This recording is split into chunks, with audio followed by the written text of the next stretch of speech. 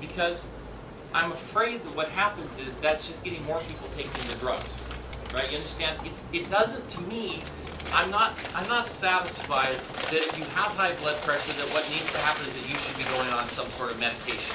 I don't think that's really addressing the problem.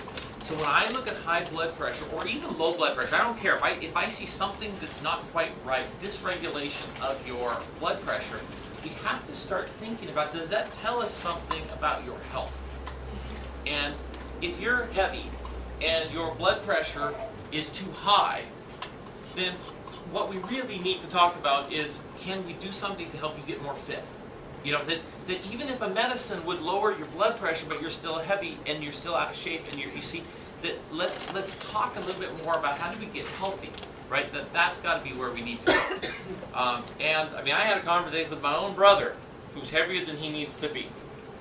Now, he just went to a health fair, and he knows better, but he's digging into me because his blood pressure was so low, and all the nurses, they didn't know why it was so good, because they look at him and he's heavy. Now, we are going to talk tonight about some factors that influence our blood pressure.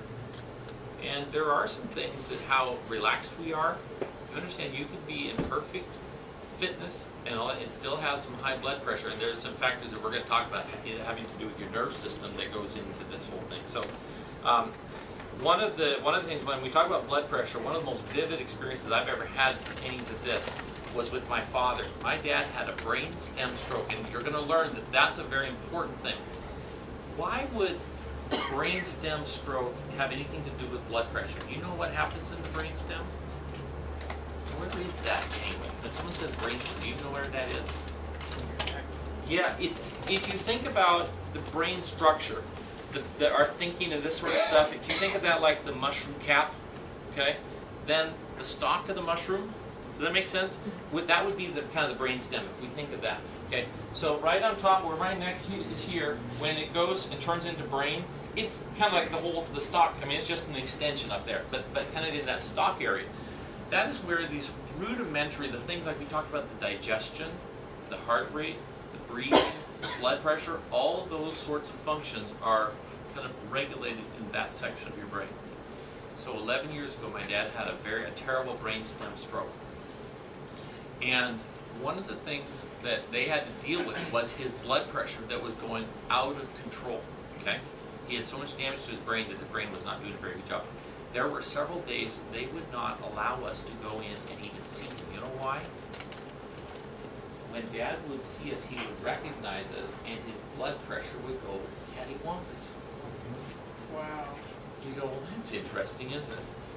And it's really fascinating. So what we're realizing is there are a number of issues that come into play when we start talking about blood pressure. And tonight I want to talk about the control of it being in that brainstem area. But I want you, when you leave tonight, I want you to appreciate that while that is the area of the brain that we understand most of the decisions are made by your brain about it, there are other factors that come into play into that system. One of the biggest ones is your emotions. So if something is happening in your life that is either upsetting to you or that's bringing stress in your life, and you're finding that you're having blood pressure, and you say, well, how does that actually work? Well, if we think on top of that mushroom, before it turns into mushroom cap, kind of where the stalk and the cap would come to be is what's called your limbic system, okay? Your limbic system is the part of your body that is your emotions. You say, well, what does my emotions have to do with my blood pressure? Well, it has a lot to do with it. And I think I'm in a 3-year neurology program, and what we're learning now is the limbic system is far more important than we ever realized. For instance, what I see with my eye, the raw data comes into my eye, it goes back to this part of my brain, which is where the vision center is. Then it's sent forward to this part of my brain, where the eyes are told where to go and what we see and what we believe. And then there's information that goes down to my emotional center. Because when I'm driving down the street, I am a chiropractor. So what do you think I notice when I drive down the street? Do you realize I notice other chiropractic clinics? Now, because you're a chiropractic patient, you may also, right? But let's say someone has never been to a chiropractor. Do you think they could ride down the street and never notice it? You see, you decide based on what's important to you, what you see, and what you pay attention to.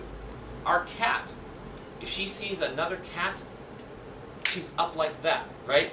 Defending her territory. That's if you have a dog and they see another dog, right? There is something, and so you go, well, that's interesting. Visual input goes, it's not just I see something, but it's I have to figure out its meaning. Your limbic system. You realize there are certain things that you see make you cry. You go, well, why did I do that? It meant something to you, you see? So if your limbic system is being driven hard, it may make your midbrain, or your brainstem, fire too much, and it might make your blood pressure rise. So it is something that we really have to start thinking about in our bodies. Now, when we talk about blood pressure, hypertension is what we call it. It is the most potent, most common, and most remedial. So this is the strongest thing, most often thing, and it contributes to stroke, heart failure, and coronary disease in people 65 years of age or older.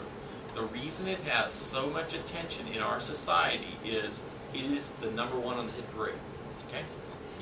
Over half of all deaths in the U.S. is due to these cardiac and cerebrovascular disease issues. Okay? This is a big deal for us. Normal blood pressure, I want your blood pressure to be less than 160, and that's the systolic, and I want your lower number, I want it to be less than or equal to 95. And we test it using a blood pressure cuff, right? We put it around your arm, we pump up, and we listen to those numbers when you start hearing it is the high number, when it stops is the low number. All right. So, how much of your blood is in your circulation system?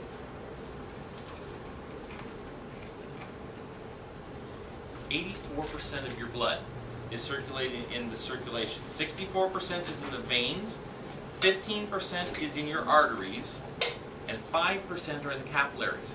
So in your blood system, you basically have arteries, and those are the ones where there's more pressure, right? Then it drives into smaller and smaller things where finally in the capillaries, which is the interface between your arteries and your veins, is where a lot of the exchange occurs. You've got a very small percentage. You've got 5% of your blood is in the capillaries. You have 7% of your blood is in your hearts, and you've got 9% in your lungs. So I think that's kind of, you go, wow, that's interesting. Most of your blood is in your veins. Isn't that interesting? I think, wow. So, if I were to ask you the vein pressure in your body, where do you think it's highest? In your head or in your feet? Feet, that is correct. At your feet, it's 90 millimeter feet. Yeah, well, now think about this. Women who are pregnant, where do they get varicose veins? Here, right? When we've been standing all day at work and not doing much, what do we want to do? We want to go home and put our feet up, right? Why? Because our feet are swelling. So, when we talk cardiovascular, hypertension, all this sort of stuff, we have to be thinking about this whole system and how does it work, right? Anyhow, so at your feet, it's 90 millimeters of mercury. Your thigh, 40. At your hands, 35. Abdomen, 22. Neck, 0. Isn't that interesting? So I think that's kind of cool.